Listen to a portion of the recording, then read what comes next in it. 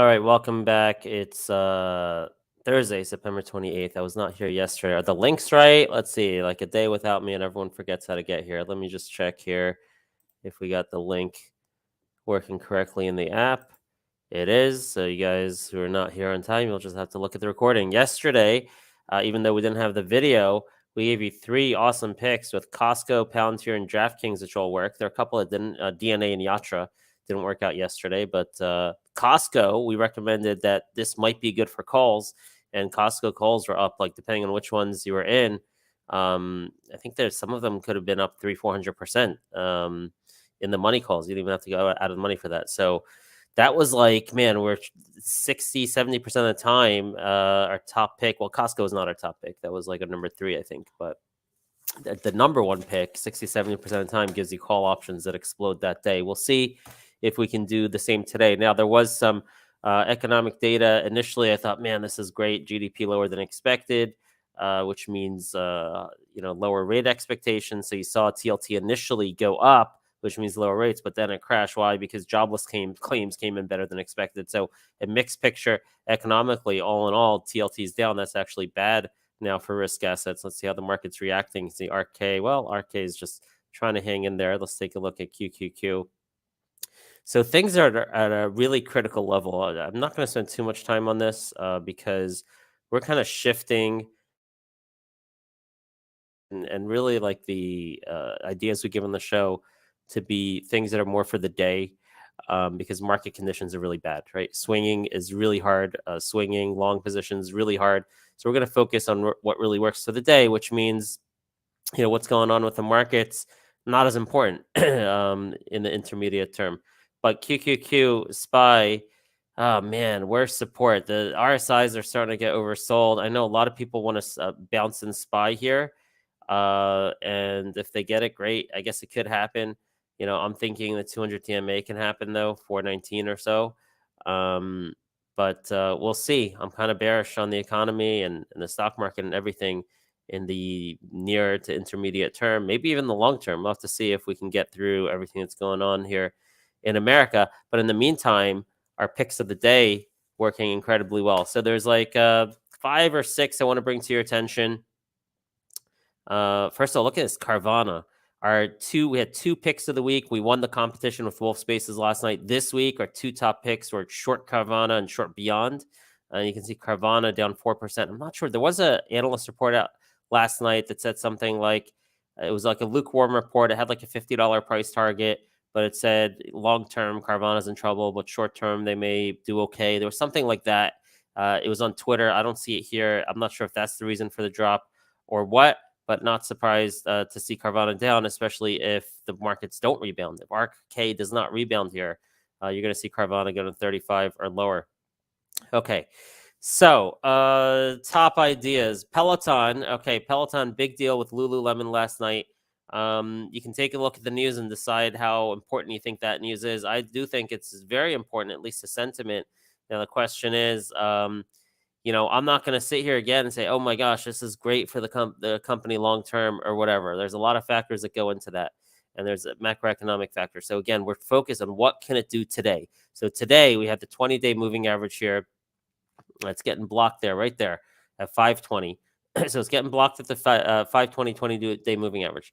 I suppose there's a possibility for a gap fill or the this week's highs. So what were this week's highs?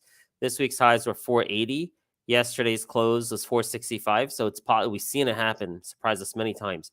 So you could see 465 to 480 happen. If that happens, I'll increase my position. We did get a position last night at 538. Did a little bit of trading, lowered it to, I don't know what it's at now, maybe 530 or something.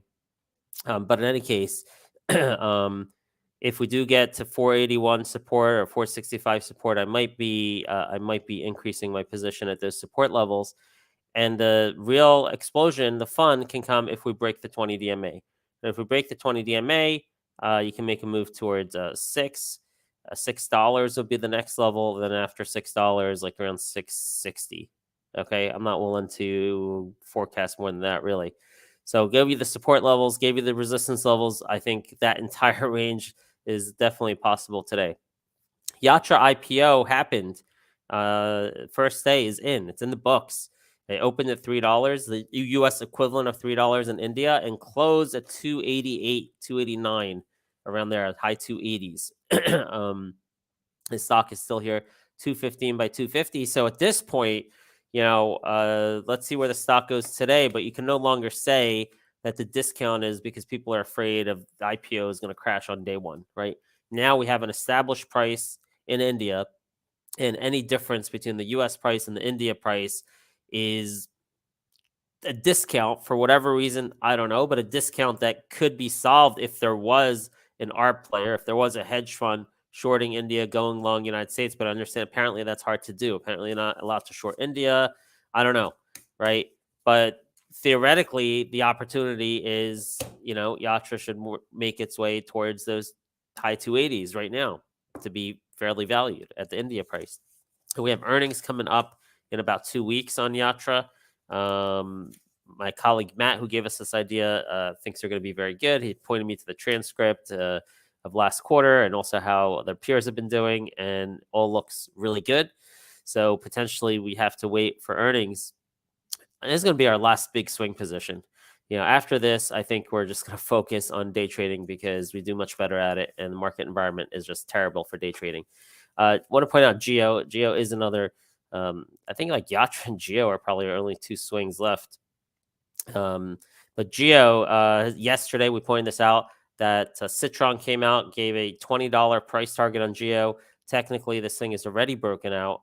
Okay, so we're in breakout mode right now with a target of 865 on Geo, with all the immigration stuff in the news all the time, everywhere. We have an upgrade on Generac, Piper Sandler. Yep, Piper Sandler increasing from 150 to 150.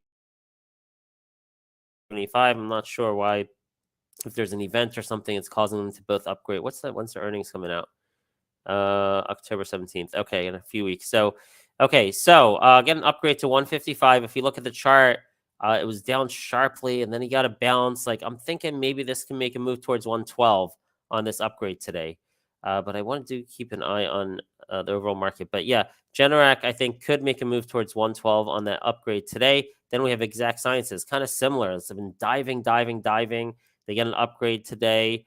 Not an upgrade, a new initiation, $83 price target on Exact Sciences. So these would especially be good, especially if Exact Sciences, if RK puts a bottom in here, short-term bottom. By the way, as far as the short-term bottom goes, I'll be looking for 40 at the 200 DMA, and might short if we get there. Okay, but even that move, it's $1.30. It looks like it's not much, but $1.30 move can mean like easily 5 to 10% move in risk assets. So it's a gigantic move, possible. That's maybe what I'm looking for. But Exact Sciences and Generac might outperform today on those upgrades. Then we have Trimble, a company I'm not familiar with, but it came in through my newsfeed because I have AGCO on my newsfeed. AGCO is paying $2 billion in cash for a bunch of their agriculture assets.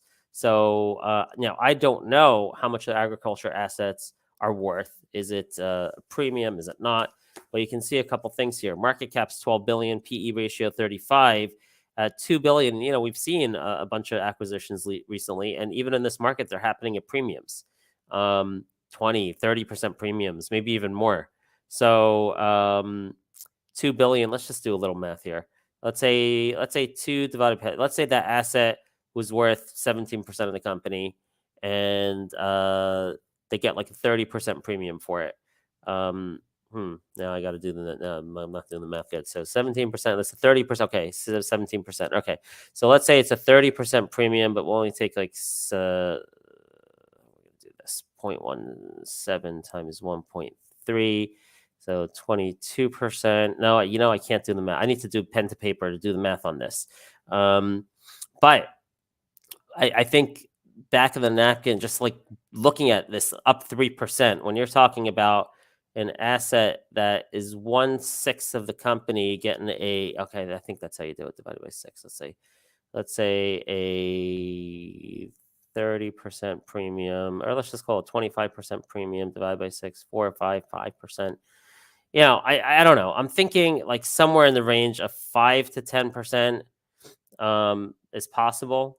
Just kind of estimating, like guessing that this asset has a 20 to 30% premium, and let's say it's worth 1/6 of their overall market cap.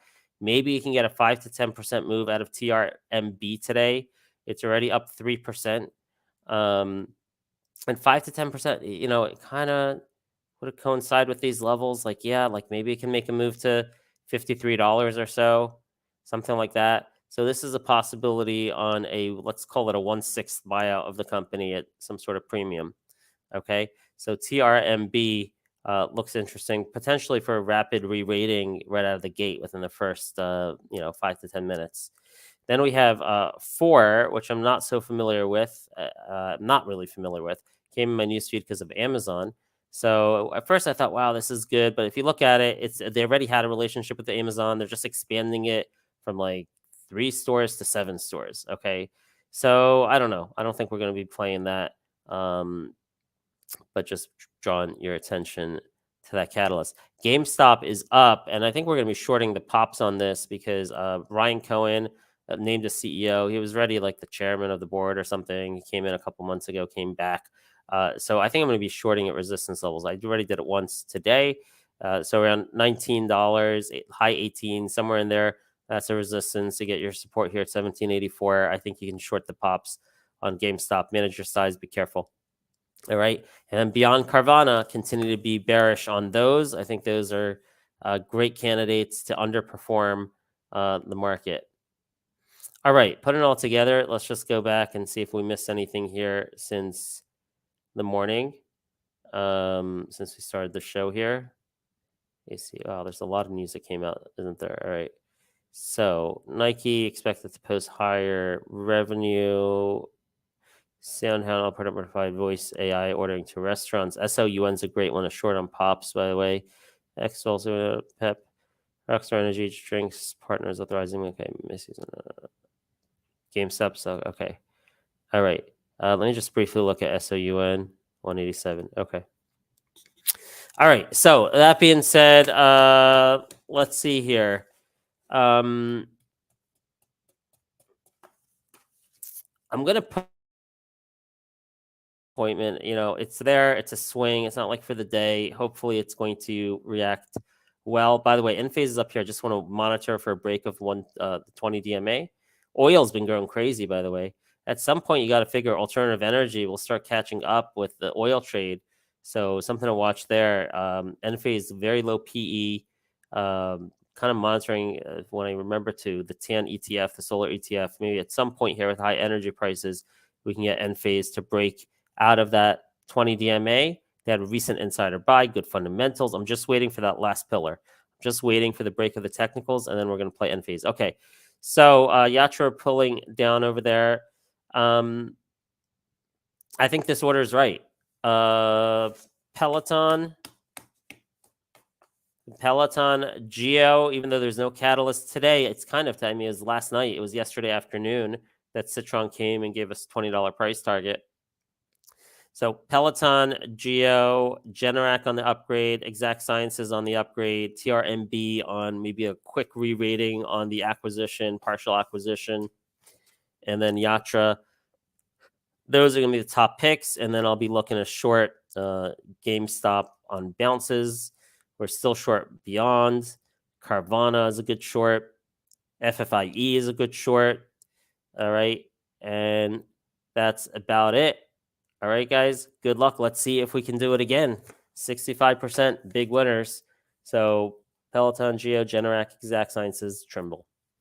Have a great day. I didn't do the 1 p.m. I had to cancel a lot of shows. I'm sick. You can tell still. I don't think I can do extra shows. So this might be all you get. Well, I'll try to do 1 p.m. update.